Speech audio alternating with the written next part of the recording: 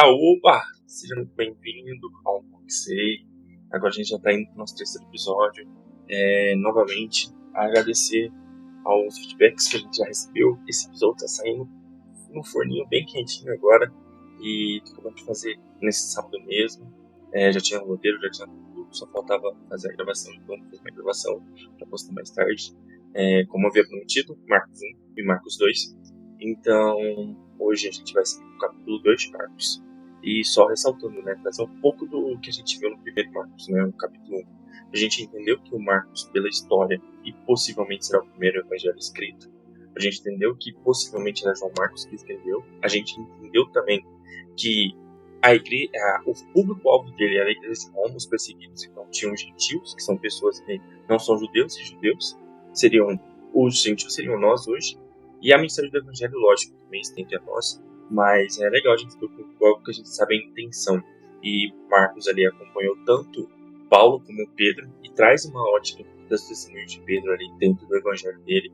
E isso é muito legal porque a gente pensa que ele vai trazer Pedro como um super-herói e a gente entende que Marcos traz muitas falhas dos discípulos. E isso é muito legal, porque mostra a paciência de Jesus ao ensino, a paciência de Jesus ao processo que ele tinha que passar.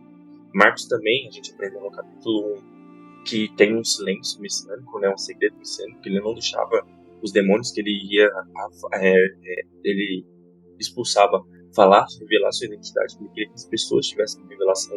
Até então ele cura um leproso, pede para ele não falar, pede para ele seguir a lei, porém o leproso recebeu a cura, começou a falar e Jesus teve que ter uma vida separada no deserto. E a gente entende que Marcos vai trazer essa visão de servo sofredor. Então a gente vai ver que o evangelho de Marcos sempre é uma ação atrás da outra. Parece que Jesus não tem descanso, parece que Jesus tem que estar correndo ali, ele não tem pausa, né, não tem respiro. Então por isso que ele é um evangelho um pouco mais curto, né, vamos falar assim, até então. E vamos dar sequência agora para o Marcos 2. Então abra sua Bíblia, acompanha junto com a gente. Eu separei aqui Marcos 2 em uma Bíblia que eu tenho no NVI, a separação dela são em 4 blocos, então eu vou falar em cima de cada bloquinho aqui, igual a gente está fazendo. E espero que tenha sido edificante para vocês, como foi muito e está sendo muito edificante o processo para mim. Então, o primeiro bloco é Marcos 2, vou ler do 1 ao 12, beleza? Então, vamos lá. Poucos dias depois, tendo Jesus entrado novamente em Cafarnaum, o povo ouviu falar que ele estava em casa. Então, muita gente se reuniu ali de forma que não havia lugar nem junto à porta. E ele lhes pregava a palavra. Vieram alguns homens trazendo-lhe um paralítico carregado por 4 deles. Não podendo levá-los até Jesus por causa da multidão, removeram parte da cobertura do lugar onde Jesus estava e pela abertura no teto pela abertura no teto baixaram a maca em que estava deitado o paralítico. Vendo a fé que eles tinham, Jesus disse ao paralítico: Filho, os seus pecados estão perdoados. Estavam sentados ali alguns mestres da lei, raciocinando em seu íntimo. Por que esse homem fala assim? Está blasfemando. Quem pode perdoar pecados, a não ser somente Deus? Jesus percebeu logo em seu espírito que era isso que eles estavam pensando. E lhes disse: Por que vocês estão remoendo essas coisas em seu coração? Que é mais fácil dizer ao paralítico: seus pecados estão perdoados? Ou levante, pegue a sua maca e ande? Mas para que vocês saibam, o Filho do Homem tem na terra autoridade para perdoar pecados. Disse ao paralítico. E ele disse: Eu lhe digo, levante, pegue sua maca e vá para casa. E ele levantou, pegou a maca e saiu à vista de todos, que atônitos glorificaram a Deus, dizendo: Nunca vimos nada igual. Esse primeiro bloquinho aqui, eu queria ressaltar ali 3 pontos ali que, cara, mexeu muito comigo. E espero que mexa muito contigo. Primeiramente, a gente vê ali Jesus, poucos dias depois, tá vendo esse afoito do Marcos, né? Falando ação, mostrando que Jesus está sempre a serviço. E esse ponto que eu achei legal. A gente vai no 2, então muita gente que se reunia ali de forma que não havia lugar nem junto à porta, e ele lhes pregava a palavra. Então Jesus está tendo um segundo avivamento. Lembra que no capítulo 1, na casa de oração de Pedro, a gente teve uma situação ali que pessoas estavam sendo curadas, Jesus estava expulsando demônios, e as pessoas começaram a lutar tudo de novo, né? Que lutaram todo esse processo de novo para ver Jesus, né? E Jesus pregava a palavra.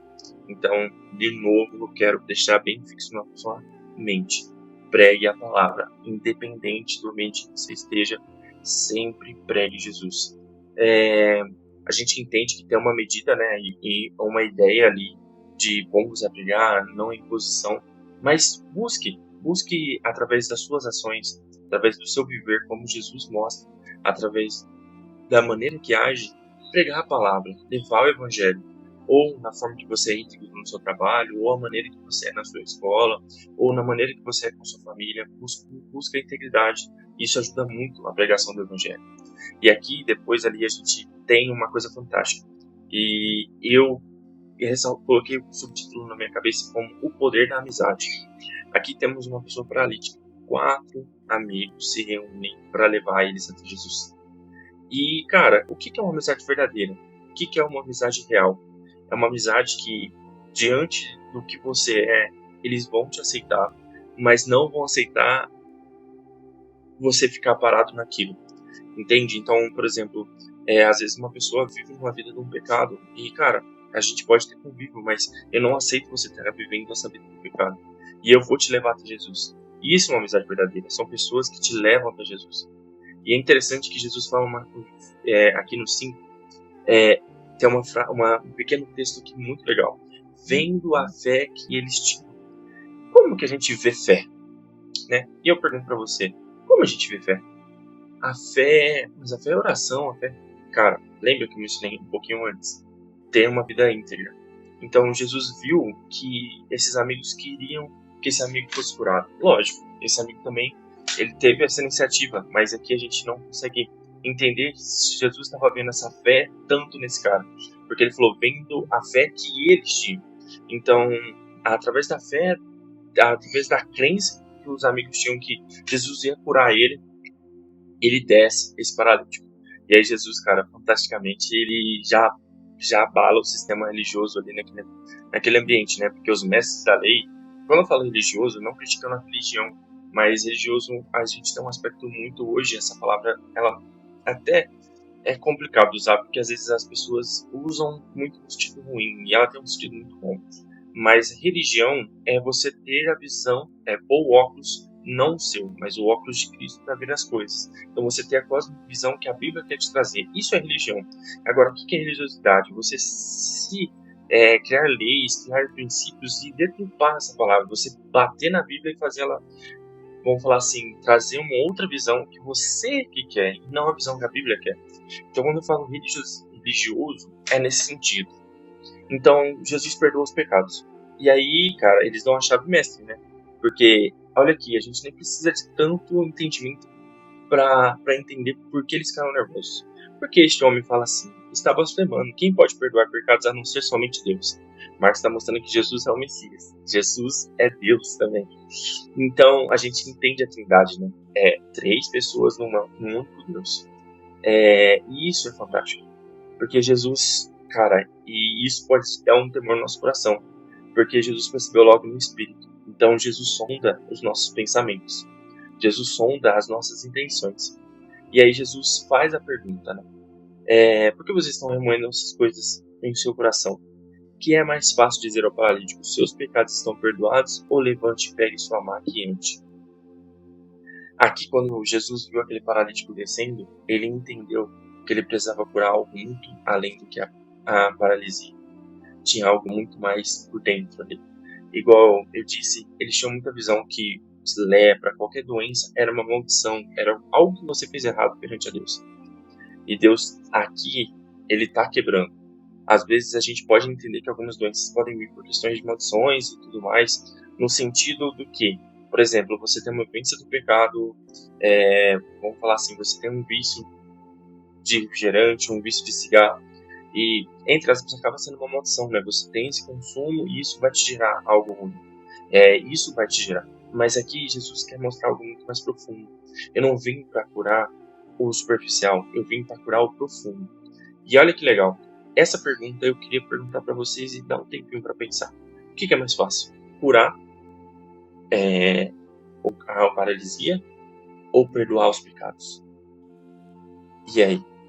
E, cara, foi uma chave muito legal, através da meditação, através das bases que eu mencionei no primeiro episódio, traz uma ideia. Curar a paralisia é poder de Deus. Mas curar os pecados, Jesus está mostrando que vai ter o sacrifício na cruz. Então, o que eu queria dizer aqui, espero que você entenda com muita maturidade isso. Jesus celebra a cura de uma doença física. Celebra a realidade ali, né, sendo resolvida na visão de todos.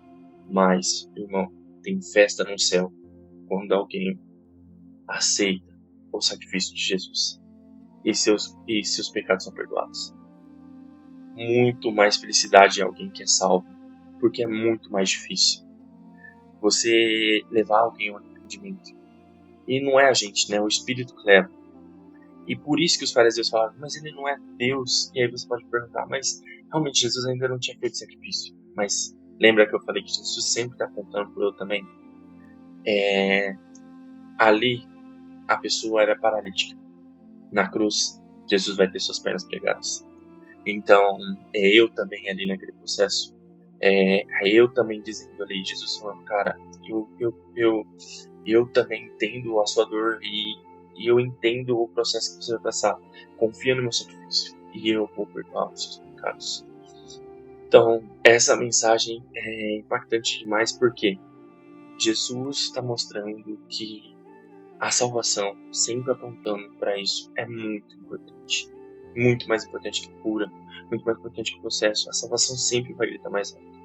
Mas, Henrique, então por que existem milagres? Os milagres, o que é o objetivo dos milagres? São para apontar para a salvação. Um testemunho de uma pessoa é para mostrar que Jesus está ali, Jesus cura, mas Jesus, principalmente antes de curar, ele salvou essa pessoa. Então, o milagre, ele é isso, ele é um apontamento para Jesus. Ele é um apontar para dizer, cara, e eu tô aqui, confia na salvação, louve-me, porque eu curo, eu expulso demônios, eu tenho o poder de Deus comigo. Então, que você possa ter isso dentro do seu coração. Então, Henrique, eu não posso orar por cura? Ore, interceda, tenha esse poder da amizade. Eu queria encorajar você agora a pensar em alguém que você considera como amigo e ore por essa pessoa. Ore pelo processo dela. Ligue para ela, fale, cara, eu amo muito a sua vida e eu queria falar o que Jesus fez na minha vida e eu espero que você se sinta convertido para isso. E gaste esse tempo para isso. Gaste ali alguns minutos. Se você tem vergonha, manda uma mensagem, um texto, falando que você se importa, falando que essa pessoa é importante, que você queria que ela visse o tesouro que você vê. E hoje, eu também queria ter o poder da amizade com cada um de vocês que estão me ouvindo. Cara, Jesus, ele é fantástico na nossa vida. Jesus fez obras fantásticas na minha família e tudo. Mas a principal obra que ele fez, ele perdoou meus pecados, perdoou os meus erros, perdoou as minhas falhas. Tem as consequências, são processos que eu tenho que passar. Mas só de saber que a dívida foi paga já me dá uma felicidade imensa. E sentir que essa salvação está dentro, eu consigo acessá-la e foi gratuita, não tem preço algum. Então eu queria apontar isso para você também. Pare essa vida de vícios, de prazeres, foque em trazer esse momento da palavra de Deus, em trazer você ter esse momento com Deus. Jesus é o caminho, Jesus é a cura para todo o processo. Às vezes você não está enxergando, mas Jesus está fazendo. Às vezes você não está vendo e mas é difícil, minha família, eu não consigo. Espera, ora, lembre, seja um exemplo de integridade no seu ambiente. E essa mensagem que eu queria deixar nesse primeiro bloquinho. Vamos para o nosso segundo, né? E aí sempre vai ver que Jesus saiu, sempre Jesus andou, sempre todo esse processo. E aí a gente vai ler do 13 ao 17. Jesus saiu outra vez para a beira-mar. Uma grande multidão se aproximou e ele começou a ensiná-los. Passando por ali, viu Levi, filho de Alfeu, sentado na coletoria e disse: siga-me. Levi levantou e seguiu. Durante uma refeição na casa de Levi, muitos publicanos e pecadores estavam comendo com Jesus e seus discípulos, pois haviam muitos o que seguiam. Quando os mestres da lei, que eram fariseus, ouviram comendo com os pecadores e publicanos, perguntaram aos discípulos de Jesus: por que ele come com publicanos e pecadores? Ouvindo isso, Jesus lhe disse: não são os que têm saúde que precisam de médico, mas sim os doentes. Eu não vim para chamar justos, mas pecadores. Vamos trazer um pouco de contexto, né? Levi, ele era um cobrador de impostos. Naquela época, o cobrador de impostos, eles eram marginalizados. Eles eram retidos da sociedade. Eles eram judeus que cobravam de judeus. Então imagina o clima que é. Tem uma série boa de Chosen, mostra muito isso, né? Então um climão gostoso ali naquele processo. E Jesus andando ali à beira-mar, Jesus saiu outra vez e a multidão seguiu ele. E eu queria que você destacasse esse grupo e a gente vai conversar. Com Jesus seguindo ele, tem 3 grupos que a gente vai ver aqui. Multidão, fariseus, que são a oposição, mestres da lei, e os discípulos. Temos 3 grupos aqui. Guarda essa informação que eu já vou voltar. Levi, também conhecido como Mateus, que a gente vai ver lá no Evangelho de Mateus, ele foi chamado para seguir Jesus. E aí Levi, cara, olha que evangelístico. Ele já marcou um almoço com os amigos dele para levar a mensagem de Jesus naquele ambiente. E aqui que eu queria falar desses 3 grupos. Os discípulos, multidão e também os fariseus. Os fariseus, e vai ter um termo separado do interbíblico, que eu quero explicar a origem deles e tudo mais. Mas os fariseus eram grupos de judeus muito zelosos que com o tempo se corromperam. E aí viraram os religiosos que eu mencionei, né? Criam doutrinas, criam justificações e tentam sempre ter a razão. E Jesus, com muita paciência ali, responde eles sempre. Mas olha, a gente tem 3 grupos. A multidão. A multidão segue Jesus? Segue. Mas o que a multidão quer de Jesus? A multidão quer milagres. Então sempre a pergunta que a multidão faz é: o que Jesus vai fazer hoje na minha vida, né? Que milagre que vai acontecer? Eu quero ver milagre. Eu quero viver a bênção. É isso que a multidão vive. Os discípulos já é um outro grupo. Que segue Jesus? Segue. Mas qual que é a pergunta dos discípulos para Jesus? Jesus, como que a gente consegue ser mais parecido com você? Como a gente consegue andar contigo? A gente vai entender isso quando eles começam a entender todo o processo lá em Atos. Mas agora a gente entende que Jesus está ali perto, Jesus está ensinando, Jesus está pregando, Jesus está discipulando. Então, o discipulado também é uma coisa que Marcos traz aqui no Marcos 2 também muito forte. E também nesse processo que eu te falei de convidar, mandar uma mensagem, vê se traz um amigo, faz um devocional, tira um tempo da palavra de Deus ali, conversa um pouco sobre Jesus, tenta trazer essas pessoas para perto, mostrar a sua integridade, mostrar ali o processo. E quando eu falo integridade, gente, não é ser um exímio, vamos dizer assim, legalista, mas sim mostrar que você tem falhas, e que você pede perdão pelos pecados que você comete, que você busca a conversão. Isso é mostrar integridade, né? Ser alguém autêntico nesse sentido. Autenticidade junto com integridade. Então a gente tem os discípulos, né, que querem entender como Jesus faz, viver como Jesus, se relacionar. Então a multidão quer a bênção e os discípulos querem o relacionamento. E a gente tem a oposição. A oposição, já o nome diz, né? Eles seguem Jesus? Seguem. Engraçado, né? Mesmo assim seguem, são os haters. Eles vão caçar motivo para criticar. E sempre vão estar falando sobre o eu e nunca sobre Jesus. Então vai falar assim, olha lá, ele está comendo com os publicanos, com os marginalizados. E Jesus dá a melhor resposta, né? Jesus fala pro cara, eu não vim para os sadios, eu vim para os doentes. E aqui eu vou trazer um pouco da opinião minha, tá? A gente muitas vezes intitulou a igreja como um hospital. É legal intitular como uma ideia evangelística, mas, cara, hospital ninguém quer ficar. Depois que quer curado, quer ir embora. Então, eu penso assim, como a igreja, um agente transformador. A igreja, ela vai te aceitar como você quer, só que ela não vai... a palavra de Deus não vai deixar você ser o que você é. Porque eu falo assim, os seus defeitos, suas falhas, Jesus quer transformar tudo isso. Jesus quer e é processo de glória em glória. Então a igreja é como um ambiente transformador, vai te preparar, vai te estruturar, vai te curar, vai chorar com você, vai ser feliz com você, vai te repreender, mas depois vai te impulsionar, cara. Precisa mais pessoas ouvirem o evangelho, precisa mais pessoas ensinarem, e essa é a mensagem de Marcos. Então a oposição achava muito justa, né? Eu não preciso, olha lá, e Jesus está trazendo uma mensagem que cara, eu também estou aqui pelos marginalizados, eu também estou aqui pelos meus. E se a oposição entendesse, né, E Jesus também estava ali estendendo a mão para eles, mas a oposição era muito focada no eu, no si próprio, no próprio amor. Então esse bloquinho aqui também queria trazer. Então vamos andar para o próximo bloquinho, que é sobre o jejum. Os discípulos de João, que aqui a gente entende que é João Batista, tá? E os fariseus estavam jejuando. Algumas pessoas vieram a Jesus e lhe perguntaram: por que os discípulos de João e dos fariseus jejuam, mas os teus não? Jesus respondeu: como podem os convidados do noivo jejuar enquanto este está com eles? Não podem enquanto tem consigo, mas virão dias quando o noivo lhes será tirado, e nesse tempo jejuarão. Ninguém põe remendo de pano novo em roupa velha, pois o remendo forçará a roupa, tornando-se pior o rasgo. Ninguém põe vinho novo em vasilha de couro velha. Se o fizer, o vinho rebentará e a vasilha, e tanto o vinho quanto a vasilha se estragarão. Ao contrário, põe-se vinho novo em vasilha de couro nova. E aqui, esse bloquinho que eu queria ressaltar, um ensinamento.